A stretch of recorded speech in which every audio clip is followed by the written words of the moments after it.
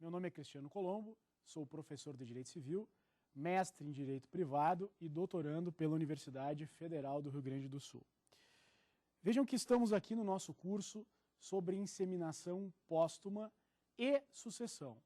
Nas primeiras aulas nós estudamos a questão da filiação, estudamos também a questão relativa à atual situação da filiação, vimos ainda a questão da reprodução assistida pós-mortem e na aula de hoje vamos começar a trabalhar especificamente sobre a sucessão. Então hoje o tema da aula é direito à sucessão. Gostaria de apresentar os alunos que hoje estão aqui com a gente, acadêmicos de direito, Fernando, Camila e Adriano. Agradeço então a presença de vocês. Quaisquer dúvidas podem ser enviadas para saberdireito@stf.jus.br. Lembro que é necessário também identificação, colocar o nome, colocar a aula e o curso, para que as dúvidas então cheguem, para que nós possamos então responder para vocês. Vejam que nós estamos no nosso curso na quarta aula. Esta quarta aula então vai tratar sobre o direito à sucessão. Até então, nós reconhecemos a possibilidade de filiação em duas hipóteses dentro da inseminação artificial pós-mortem, à luz daquilo que o direito brasileiro trata. Primeiro, nós reconhecemos quando houver a inseminação artificial póstuma com a autorização expressa do marido ou companheiro falecido. Também reconhecemos essa possibilidade, evidentemente, no caso de existir projeto parental. Por quê? Porque se nós analisarmos o próprio dispositivo do Código, não há uma expressa determinação de que, para o reconhecimento da filiação, tenha que ter havido, então, a autorização. Mas as grandes perguntas que a aula de hoje vão trazer são as seguintes. Primeiro, é possível harmonizar a condição de filho concebido pós-morte em herdeiro? E a segunda, poderá um filho ver-se na condição de filho não herdeiro? Então esta é a temática que nós vamos, na aula de hoje, atentar. Não há dúvida que, quando nós tratamos da evolução histórica da figura do sucessor, nós encontramos várias formas com que a sociedade, então, trouxe e tratou a matéria sucessoral. Vejam que nós vamos encontrar, por exemplo, nos povos mesopotâmicos, vejam, falamos aqui do Código de Hammurabi, o princípio da igualdade entre sucessores. Já existe lá, Hammurabi, Código de Hammurabi, dispositivos que vão tratar acerca da igualdade. Mas também há uma determinação, uma disposição no Código de Hammurabi, que trata do tema predileção. Ou seja, o pai tem que obedecer no momento da sucessão, alcançar e dar a igualdade para os seus filhos, que eles recebam, então, o patrimônio de forma igual.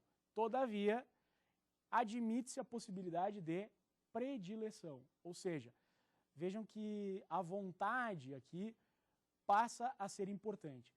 Então, se nós estudarmos lá os povos mesopotâmicos, vamos ver que, em regra, aplica-se sim, né, em matéria de direito sucessoral, a sucessão legítima, né, ou legal, que é aquela que decorre, evidentemente, né, dos laços de sangue. Mas também temos uma carga, por tratarmos em predileção, de sucessão testamentária. Nós temos também, nas leis de Manu, uma ideia de que o primogênito, filho maior, teria o direito e seria o sucessor. E caso ele renunciasse, nesta hipótese de renúncia, aí sim abriria para que os demais irmãos do falecido pudessem, então, ter direito, né, à sucessão. No direito hebraico antigo, nós verificamos também dois critérios. O critério da primogenitura e o critério da masculinidade, como características para o estabelecimento da sucessão. Então vejam que, já durante a história, já existem critérios para estabelecer a sucessão. Nós temos lá, tanto em Hammurabi, a questão relativa à vinculação sanguínea e uma determinada predileção, como também temos aqui as leis de Manu e ainda o direito hebraico, que vai trabalhar com a primogenitura e com a masculinidade. Bem, é importante salientar a visão grega, né, das sucessões. A antiguidade clássica, basicamente na Grécia, como eu já havia tratado aqui nas últimas aulas, a morte apenas muda a existência. Entende-se no mundo grego que a morte não é morte, mas é a mudança da vida do grego na sua existência. E, portanto, eles enterravam o corpo, né, e com o corpo colocavam artefatos, materiais como armamentos, roupas, para que este pudesse dar continuidade da sua vida, mas de forma agora diferente. Essa interpretação, então, dos gregos. Os gregos da Antiguidade Clássica não morriam, mudavam de estado, mudavam a maneira de viver.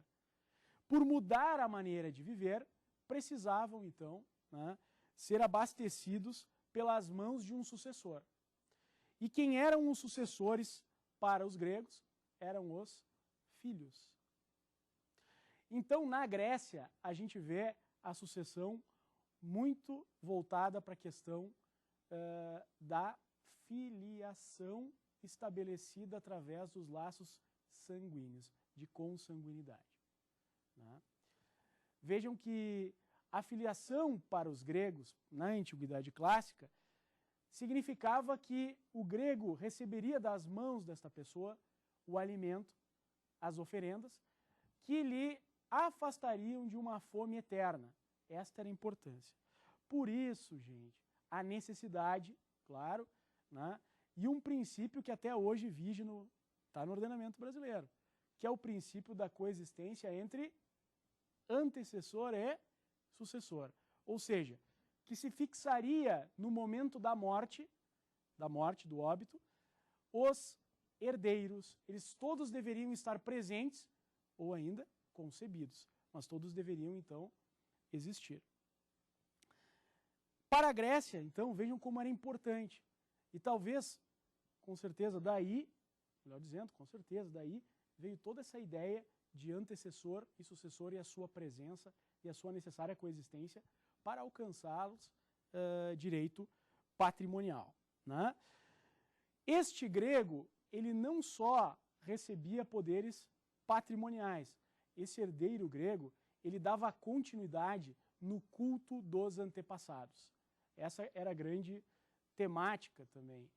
Já que a religião era doméstica, era necessário, então, que o sucessor fizesse este papel, né? Então vejam que no direito ateniense, ou no direito grego clássico, desenvolve-se a sucessão legítima, ou seja, que o sucessor fizesse parte da família, que na verdade atendesse, né, e prestasse culto aos deuses da família e que, portanto, né, seria aquele que não deixaria o grego que mudou de estado de vida, leia-se, que está morto, né, então passar a fome eterna. Outra situação que também é tratada na Grécia é a questão dos bastardos. Para eles também, eles chamavam de notos, eram excluídos da sucessão hereditária, mas eles recebiam a reserva de 1000 dracmas a título de alimentos. Então, na Grécia, vejam que não se reconhecia sucessores fora do casamento, estamos falando da antiguidade, claro, né? Na Grécia Antiga, não se reconhecia, mas se dava a eles os alimentos. E, portanto, fica bem claro aqui a ideia da sucessão legítima. Importa salientar que só nas leis de Solon, encontramos na lei de Solon, alguns dispositivos que na verdade trabalham e fazem surgir, então, a ideia de sucessão testamentária. Mas se pudéssemos dar uma ideia do que os gregos colaboraram para o direito, diríamos que eles colaboraram ao fixar a sucessão legítima. A sucessão legítima, aquela decorrente dos laços sanguíneos. Entre os romanos, o sucessor ele tinha uma característica específica. Então vamos agora falar um pouco sobre o direito romano, né? Qual era a característica desse sucessor no direito romano? Ele era um continuador da pessoa do falecido. Esse era, né, o sucessor na Roma da Antiguidade Clássica. ele continuava a figura do falecido. Por quê? Porque o pater familia na época, creio que nós tratamos aí de uma forma, né, bastante clara nas últimas aulas, quando falamos de filiação, que o pater familia ele acabava tendo várias características. Quais sejam? Ele era chefe, ele era juiz e ele era sacerdote, porque a religião era doméstica. Isso era muito importante. Ele tinha, portanto, um officium, um ofício. Caso a família ficasse sem um sucessor, ela ficaria acéfala. E, portanto, quem faria aqui os cultos à família? Quem faria o culto dos deuses? Quem se preocuparia com essa religião doméstica? Não haveria. Então, por isso que também em Roma há uma característica bastante específica na antiguidade, no sentido de que há necessidade da figura do antecessor e do sucessor, e que eles estejam presentes no momento. Tudo isso eu estou tratando por quê? Porque daqui a pouco a gente vai ter que vencer e relativizar um princípio, que é o princípio da coexistência entre antecessor e sucessor, já que nós estamos falando de um inseminado pós-morte. Ou seja, no momento da morte, ele não estava presente, ele não existia. Será que hoje o princípio da coexistência tem a mesma força que outrora, que na antiguidade clássica? Será que hoje é necessário, é uma condição sine qua non para que a família continue a presença imediata, em um único momento, da coexistência entre antecessor e sucessor? Essa é a questão que fica, né? Que nós vamos ter que relativizar se queremos reconhecer. Importante salientar aqui, né, que em matéria de sucessão, em Roma, havia 3 interesses para se estabelecer a sucessão. 3 interesses. O primeiro deles, o interesse do defunto. E a palavra defunto, né, é uma palavra que é utilizada ainda na Lei de Introdução às Normas do Direito Brasileiro. Está lá, né? A sucessão, quando trata do defunto, falecido, morto, o extinto. Então, o interesse do defunto, porque na ausência de um sucessor, todos os credores tomariam seu patrimônio. Primeira coisa. Segundo, havia necessidade também para os credores do estabelecimento de um novo devedor. Então, nas relações obrigacionais de crédito, era importante estabelecer imediatamente quem era o sucessor, tanto para receber como para pagar. Mas o terceiro aspecto que vai ser fundamental era o interesse religioso, uma vez que assegurava à família a proteção dos deuses do lar. Vejam que, se não houvesse sucessor, o que aconteceria? Os deuses do lar não receberiam as oferendas, o culto, e, portanto, né, esta família ficaria, né, sem, na verdade, né, a continuidade. E aí é que vem toda a conceituação. Os romanos, para que não houvesse perigo de não existir uma pessoa, um sucessor naquele momento, trabalharam com a sucessão testamentária. Então vejam, se nós fôssemos hoje fazer um estudo histórico, estamos aqui realizando isso, sobre sucessão, nós poderíamos dizer que aos romanos reputaríamos a origem da sucessão testamentária e aos gregos a origem da sucessão legítima, ou a predominância. Né? Predominantemente, os gregos tinham a sucessão legítima e os romanos, de forma predominante, né, a sucessão testamentária. Eles testavam. Isso é bastante importante. Há que se referir a isso, vocês vão lembrar daquela nossa primeira aula sobre filiação, que na verdade, a modificação do parentesco agnatício para cognatício por Justiniano, né? Então, o que aconteceu? O parentesco que se dava entre os deuses, ele passou, o parentesco se dava entre os deuses no sentido de que só quem cultuava aqueles determinados deuses, eles eram familiares, né? Os deuses do lar, né? Houve a modificação para a situação da consanguinidade, ou seja, o eixo sai da agnação para a cognação. E assim, em Roma, começa a estabelecer um regime que vai levar em conta, primeiro, a sucessão testamentária. Em não havendo testamento, ou seja, sendo uma sucessão ab intestato, quando não há testamento, aí sim se aplicaria então as regras da sucessão legítima. Né? Então vejam que a partir daí nós vamos verificando esta importância para o estabelecimento da filiação e da sucessão em matéria de direito romano. Mais adiante, temos ainda o direito germânico. No direito germânico, vejam, havia uma ideia de uma sociedade em condomínio. Por quê? No direito germânico inicial, as comunidades, elas viviam e trabalhavam com a compropriedade. O que é isso? O que é compropriedade? Quando mais de uma pessoa é proprietária? Quando há um condomínio. E, portanto, não havia necessidade de estabelecer exatamente, né, de quem era o quê. Porque a ideia entre os germânicos, entre os bárbaros, né, é que os bens deviam permanecer na família. Então, o sucessor, na verdade, ele era um administrador de bens comuns. Um administrador de bens comuns. Né? Agora, com a passagem da propriedade em comunidade para uma propriedade individual, que isso aconteceu, no primeiro momento, como eu acabei de dizer, né, os germânicos eles trabalhavam com condomínio, ou seja, toda a família era proprietária do bem.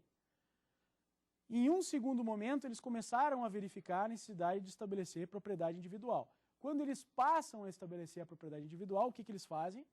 Bom, aí eles elegem mais uma vez a sucessão legítima. Porque para eles haveria sim uma ideia de que ao passar os bens, há que se passar para aqueles que estão dentro da família. É uma ideia chamada de endogênica de transmissão de bens. Ou seja, para os germânicos não se poderia testar para alguém que estava fora da família. Né? Então, a sucessão testamentária para os germânicos era proibida. No direito medieval surge a importância, uma grandiosa importância quanto ao sucessor. Por quê? Vamos assim refletir um pouquinho sobre o direito medieval. O direito medieval ele trabalhava com os feudos. O que na verdade nós podemos tratar quando referimos feudo? Feudo nós vamos falar de uma sociedade que se estabeleceu sobre a propriedade de terras, sobre território, que tinha uma proteção e que não poderia se estabelecer o esfacelamento por sucessões. Porque quando há sucessão, o que acontece? Os bens, em tese, são divididos. Então, por exemplo, hoje no Brasil, se nós temos lá uma grande área de terras e há uma sucessão, ou os herdeiros desejam mantê-lo em condomínio, podem fazer, mas em tese eles vão fazer o quê? Partilhar esta terra, e cada vez fica menor. Então, para o feudo, no feudo, não havia essa necessidade, não havia nem esse interesse. Então, o que se fazia isso? Para objetivar a continuidade do feudo e evitar o esfacelamento do mesmo, que é essa ideia, se estabelecia então um sucessor único. Esse sucessor, à luz da masculinidade e da primogenitura, essas duas características, ele se tornava o único herdeiro. Só que contra ele havia uma determinação. Ele não podia alienar os bens. Então ele era sucessor, ou seja, ele era o único sucessor, ele era dono de tudo, mas ele deveria fazer o quê? Preservar o feudo e ele não podia vender. Então, na verdade, ele ficava administrando um feudo que era da família. Mas em razão de evitar o esfacelamento, é assim que funcionou. Então, a indivisibilidade do feudo decorria do quê? Da ideia do destino militar.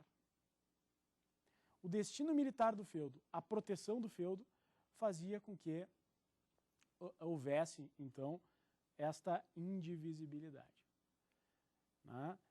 Agora, uma situação bem interessante que eu gostaria de tratar com vocês aqui é que, pouco a pouco, a ideia de somente estes feudos ficarem para os filhos, né, do senhor feudal acabou se mitigando e irmãos e primos começaram a receber também, a ser herdeiros de feudos, né, o que inicialmente era apenas do filho.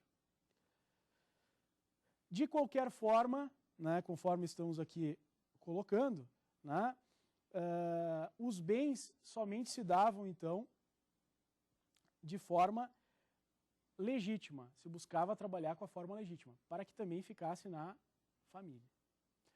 E agora uma situação bem interessante, né, que muitos, com certeza, devem lembrar, ou devem ter amigos que são o júnior, né? Temos muitos amigos, eu tenho vários amigos que são júnior, né? Fulano tá, o júnior. O júnior, né, ele é conhecido por ser o mais novo, não é verdade? E havia um regime sucessoral chamado juniorato. Então todos os júniores aqui, se estivessem naquela época, e estivessem na época medieval, seriam beneficiados em detrimento dos demais irmãos. Em alguns lugares como Lille e Artois, né, havia sim uma aplicação de que o júnior tinha mais direitos que o primogênito. Só que isso era em territórios, né, bastante restritos, né, do que hoje ali seria a Bélgica, né, de que hoje seria a Bélgica. Então vejam que naquela época nós tínhamos também critérios de primogenitura, mas tínhamos também critérios de juniorato. Bem, então vindo Grécia, Roma, questões relativas aos feudos, Idade Média. Agora, como fica também o direito revolucionário francês? O direito revolucionário francês, primeiramente, lembram que a gente comentou? Égalité, fraternité. Olha, égalité, igualdade. Né? Fraternité, fraternidade. Liberté, liberdade.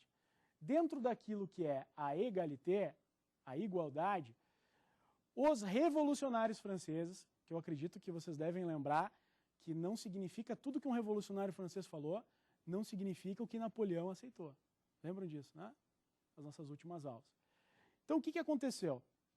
Em razão da mística igualitária, ou seja, de que todos deveriam ser tratados da mesma forma, o que aconteceu? A Revolução Francesa vai lá e afasta o critério da primogenitura e afasta o critério da masculinidade. Ou seja, todos devem ser tratados de forma igualitária. E a igualdade, prezados, deveria ser geométrica, ou seja, absoluta. Vejam que, na verdade, inclusive em uma obra dos irmãos Mazot e Mazot, naquele curso de direito francês que eles desenvolvem, né, literatura francesa, eles vão trazer expressamente que havia proibição expressa que a cota disponível fosse direcionada apenas a um dos filhos. Para quê? Para que não houvesse diferença entre os filhos. Havia, sim, na verdade, isso sem dúvida, né, uma possibilidade na época de que fosse destinado a um terceiro, mas jamais que se fizesse diferença entre os herdeiros. Estamos falando aqui do direito revolucionário francês. O Código Napoleônico manteve, no caso, a unidade, a igualdade, mas, quanto à destinação de uma cota disponível, ele permitiu testá-la a um dos filhos. Tá? Esta é uma ideia, então, que fica. Então, quer dizer, enquanto os revolucionários estabeleceram uma sucessão absoluta, ou seja, uma igualdade absoluta em matéria acessória, já Napoleão, ao receber esse influxo, filtra, né, e faz uma sucessão relativizando esse princípio, né, da igualdade absoluta e permitindo até que um dos filhos tenha, através de uma cota disponível, a percepção de mais que o outro. Então, em 1804, época então do Código Civil francês, quando da edição do Código Civil francês, Napoleão também admite o successeur irrégulier, ou seja, o sucessor irregular, né?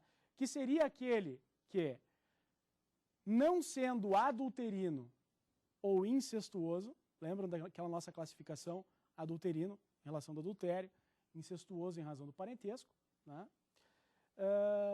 Não sendo um desses dois, uma dessas duas classes de sucessores, os demais herdeiros considerados naturais e não dentro de um casamento, teriam direito sucessório, todavia de forma reduzida. No ano de 1972, a legislação francesa, então, acaba tornando todos os filhos iguais. Mas, mais uma vez, quanto aos filhos adulterinos, concorrendo com filhos legítimos, recebiam a metade da parte que teriam direito se todos os filhos do defunto fossem legítimos. Então, vejam, eu estou trazendo para vocês aqui, dentro dessa ideia, que na França, inicialmente, então, através do movimento revolucionário, há uma determinação de absoluta igualdade entre sucessores. Já em um segundo momento, no Código de Napoleão, mantém-se a ideia de igualdade, mas permite-se, né, evidente, que uma cota disponível seja alcançada a um deles. Ou seja, a relativização desse princípio da igualdade que propunha, então, que o movimento revolucionário propunha. Mas também aqui reconheceram que, em alguns casos, quanto às situações dos adulterinos, haveria a possibilidade, então, né, de uma cota denominada reduzida. Aqui, muito importante, né, é na França que surge o princípio da saisine, que, na verdade, Pontes de Miranda traduz em seu Tratado de Direito Privado como o princípio da saisina, que significa dizer le mort saisit le vive, ou seja, o morto pega, prende, toca o vivo. Significa dizer que exatamente no momento da morte, imediatamente, né, transmitem-se propriedade e posse para os herdeiros. Então, esta, na verdade, é uma temática, se eu estou dizendo que há o princípio da saisine, ou seja, que automaticamente passa-se os bens do morto para os herdeiros vivos, fica a pergunta. E como? De que forma se trataria, então, o caso desse concebido pós-mortem, já que ele não estará presente nesse momento? Bem, e batemos diretamente no que nós denominamos também princípio da coexistência. O artigo 725, parágrafo 1º do Código Civil francês, diz que o não concebido, ele não tem capacidade para suceder. Celui qui n'est pas encore conçu, né, não poderá, será incapaz de conceder. Ou seja, aquele que não é capaz, que ainda não está concebido, não é capaz de conceber. Ainda modernamente, na França, né, existem todas estas limitações, no sentido de que não é possível, em matéria de sucessão legítima, né, que a pessoa do sucessor não esteja viva no momento, né, em que se faz a morte. Então, ainda estamos, a legislação francesa ainda traz esse princípio da coexistência e o princípio da saisina, como traduz Pontes de Miranda, ou da saisine, como dizem os franceses, e, portanto, no momento em que ele assim age, ele acaba proibindo que o não concebido em matéria de sucessão legítima, possa ter direitos a suceder. É importante salientar aquela pequena ressalva que eu já havia comentado numa das últimas aulas, aí, nas aulas aqui do nosso curso, que existe uma obra de Maslow e Maslow que acaba reconhecendo a possibilidade da implantação do embrião, caso ele já estivesse concebido no momento da morte. Então vejam que o embrião já está concebido no momento da morte, bom, aí sim ele teria o direito. Essa criança haveria o reconhecimento, então, e também o direito sucessoral. Vejam que é muito complicado você dizer é filho e não tem direito sucessório. É algo bastante complicado. É filho e não tem direito sucessório. Tudo isso, né, vejam que se torna bastante importante. No direito português, há um estabelecimento específico aqui de um sistema de troncalidade. Então, quando a gente fala do direito português, a história do direito português, nós vamos ter uma afirmação chamada troncalidade. O que é troncalidade? É que os bens devem ficar no âmbito da família. A mesma ideia endogênica, que, por exemplo, os bárbaros tinham. E até se alguém fizesse isso, testasse, isso estou falando assim primitivamente, né? No início do direito português. Então vejam que haveria, sim, um direito chamado direito de retracto, né, um direito de retratar, de buscar esse bem, caso fosse testado a terceiros que não aqueles da família. Isso é a ideia do direito português da troncalidade, né? Então vejam que bastante vinculado, na verdade, à era feudal, à era, né, reinícola. As ordenações reinícolas de Portugal estabeleciam também sucessão testamentária. Mas assim como nós aqui temos a parte disponível e a parte indisponível, eles chamavam de a terça.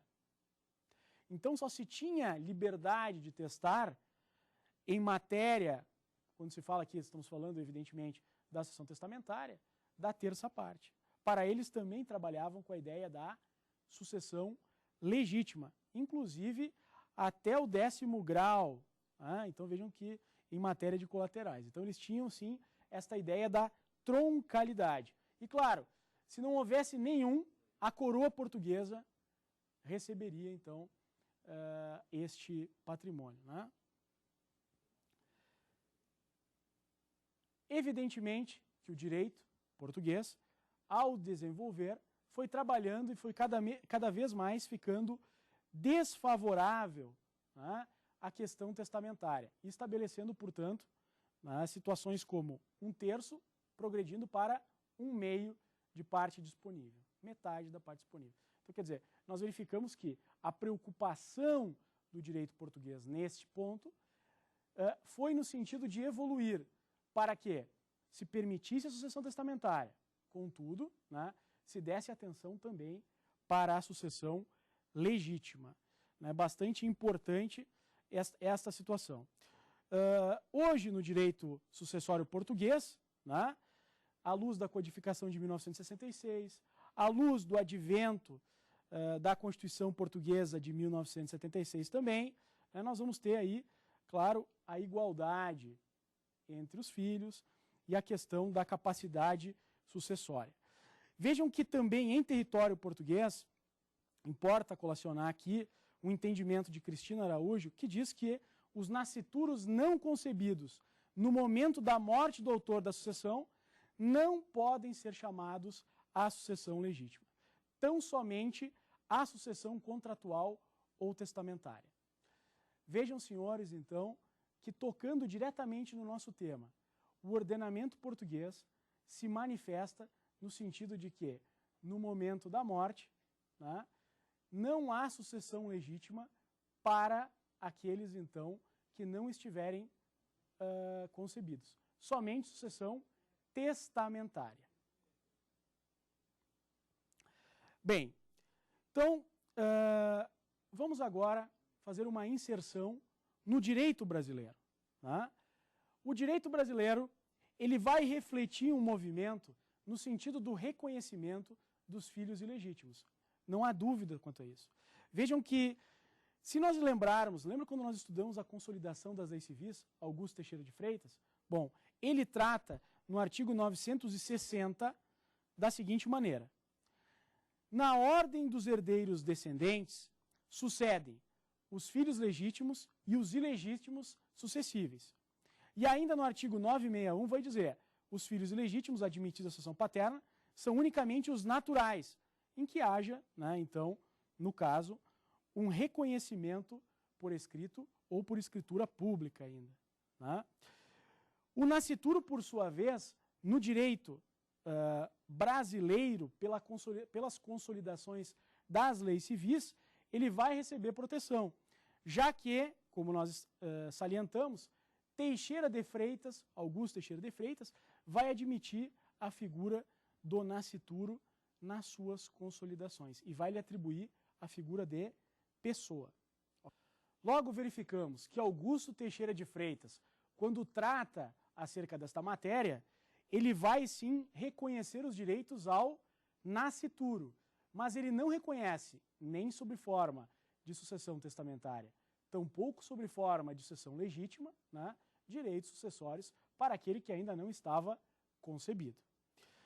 Vejam, agora vamos falar um pouquinho sobre o Código Civil de 1916. Falamos do direito português, falamos das consolidações, vejam, e agora vamos falar então do Código Civil de 1916.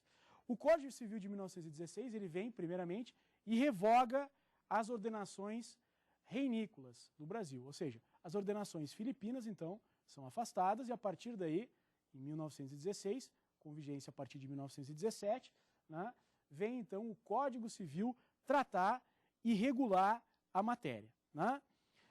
Lembramos nós, e é importante lembrar desse ponto, que nós estávamos diante de uma sociedade que na época era ruralista e patrimonialista. E havia, claro, evidente, tanto em matéria de sucessão, estou falando agora de forma geral, né? Tanto a sucessão legítima como a sucessão testamentária. Inicialmente, se nega o direito à sucessão testamentária e também legítima aos filhos denominados de adulterinos. Vejam que há essa perseguição, então, em relação aos adulterinos. Né? Posteriormente, o que vai acontecer? Posteriormente se trabalha com a lei número 883, de 21 de outubro de 1949, há uma autorização ao reconhecimento dos adulterinos. Somente quando, após a dissolução da sociedade conjugal, caso houvesse desquite. Aí sim se poderia alcançar, então, direitos sucessórios. Vejam que, mais uma vez, aqui temos, então, essa diferença entre filhos legítimos e ilegítimos e, agora, adulterinos. E, claro, a lei acaba por estabelecer, então, tratamento isonômico entre os filhos. E diz, né, qualquer que seja a natureza de filho, da filiação, o direito à herança será reconhecido em igualdade de condições. Então, repito, qualquer que seja a natureza da filiação, o direito à herança será reconhecido em igualdade de filiação. Esta a lei, então, que vai tratar 6.515 de 1977. Contudo, aos adotivos ainda há uma diferenciação, que vai sendo, então, mitigada. Disse naquela época, então, que no momento da adoção seria analisado.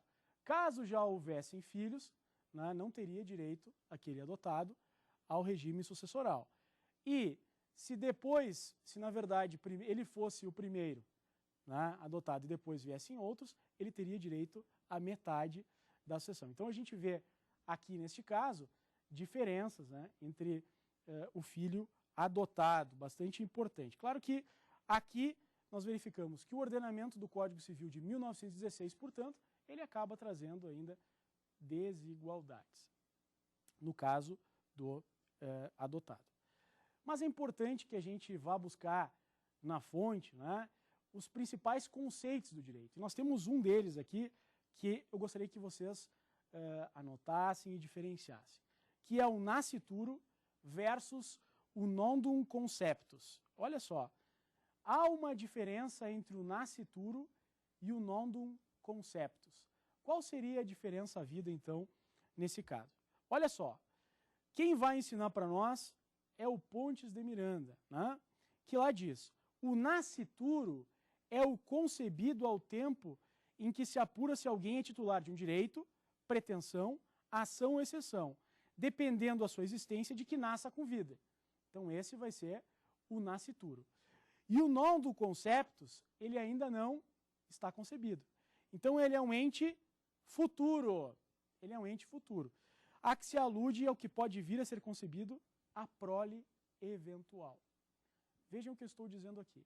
Então Pontes de Miranda já visualiza dois elementos, dois conceitos diferenciados. O primeiro, o nascituro.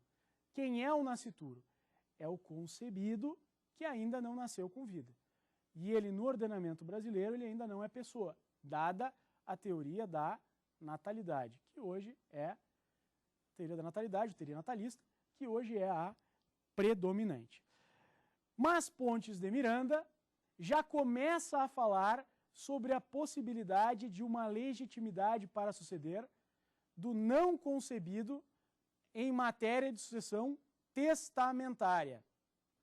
Ainda não há ainda dispositivo sobre sucessão, então, legítima. Então, no ordenamento jurídico de 1916, nós vamos enxergar, nós vamos verificar, então, que é, primeiro, somente e tão somente havia para o denominado non dum conceptus, que seria aquele que ainda não foi concebido, a forma testamentária de sucessão, que estava no artigo 1711. Podem adquirir por testamento as pessoas existentes ao tempo da morte do testador que não forem por este código declaradas incapazes. Artigo 1718. São absolutamente de adquirir por testamento os indivíduos não concebidos até a morte do testador, vírgula, salvo se a disposição deste se referir à prole eventual de pessoas por ele designadas e existentes ao abrir-se a sucessão. Então vejam, Pontes de Miranda, que na verdade é um clássico, que esse professor de direito privado analisa, estuda e indica para os seus alunos da graduação que leiam e muitas vezes até resumam esse autor, traz esta importante contribuição para a ciência do direito. Veja que, na verdade, nós já verificamos que Pontes de Miranda vai referir expressamente, de forma categórica, que já existe no ordenamento jurídico, uma possibilidade, caso da prole eventual, em que é possível o não concebido suceder. E o mais interessante, vejam aqui uma das conclusões do Pontes de Miranda, na sua obra, quando ele diz, olha só o que ele diz, estamos falando de uma pessoa que escreveu entre 1953 e 1973, mais ou menos, foi de 50 a 73, mais ou menos, que Pontes de Miranda escreve o seu clássico tratado de direito privado, sendo que, provavelmente, por ser a parte de sucessão sendo dos últimos tomos, já na década de 70 ele escreve. Domina a doutrina da capacidade de suceder o princípio da coexistência dos nomeados e do testador. Devem coexistir no momento da morte, no instante da transmissão. Tal princípio era absoluto. Pontes de Miranda.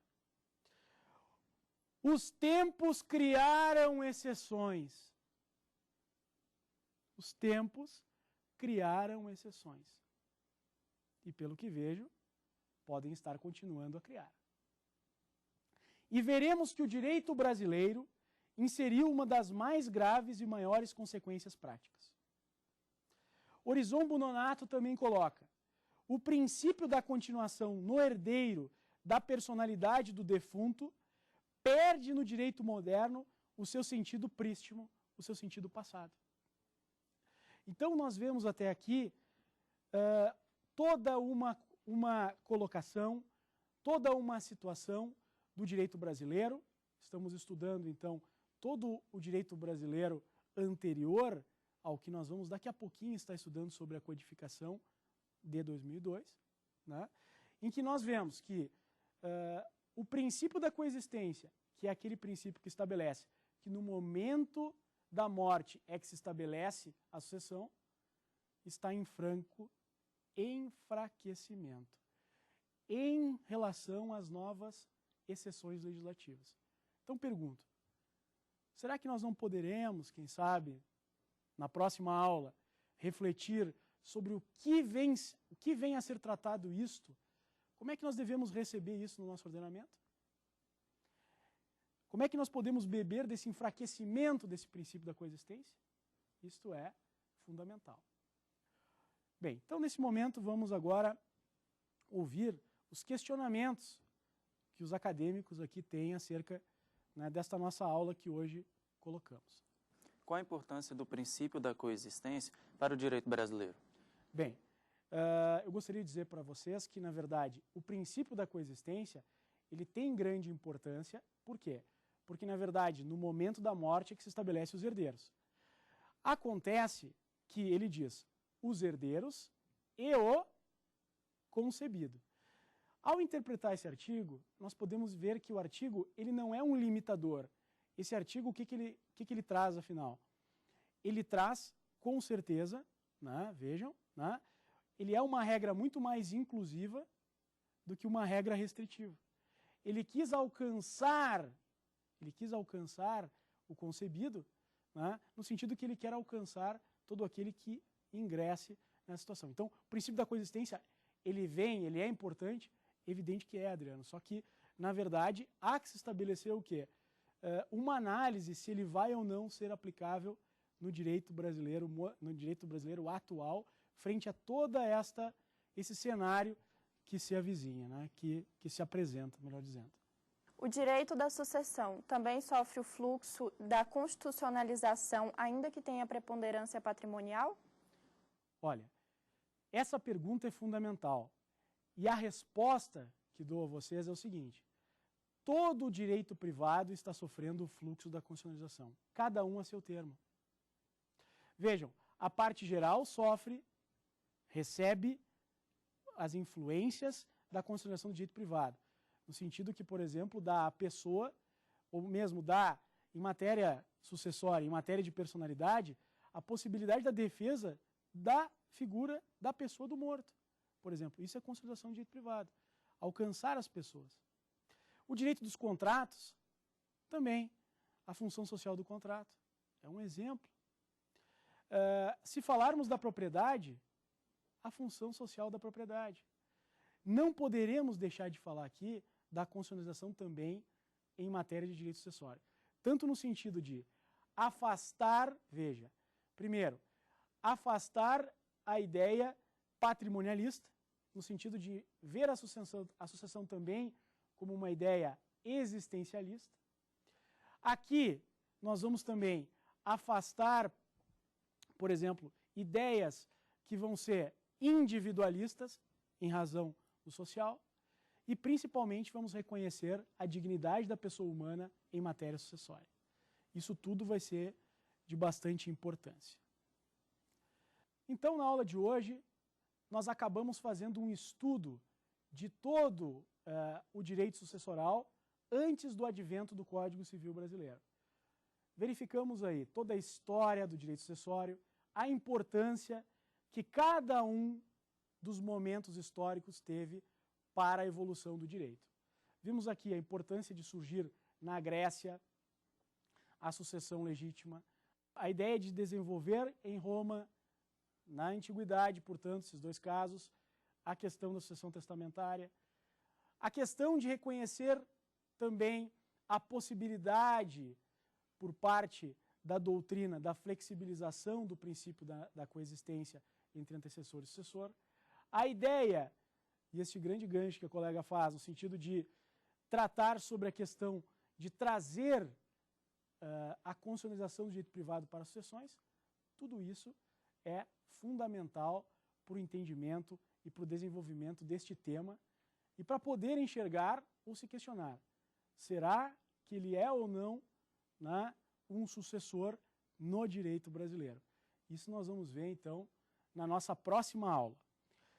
De igual maneira, coloco que qualquer dúvida que tiverem, poderão, então, estar mandando e-mail para saberdireito@stf.jus.br. Também gostaria de informar que no site www.tvjustiça.jus.br, lembrem que justiça não tem a cedilha, né? Vocês poderão estar revendo essa aula e também vendo os outros programas da família Saber Direito. Convido a vocês, então, para que na próxima aula estejam conosco, para terminarmos, então, essas reflexões sobre a reprodução assistida pós-mortem e o direito à sucessão legítima. Muito obrigado, até mais.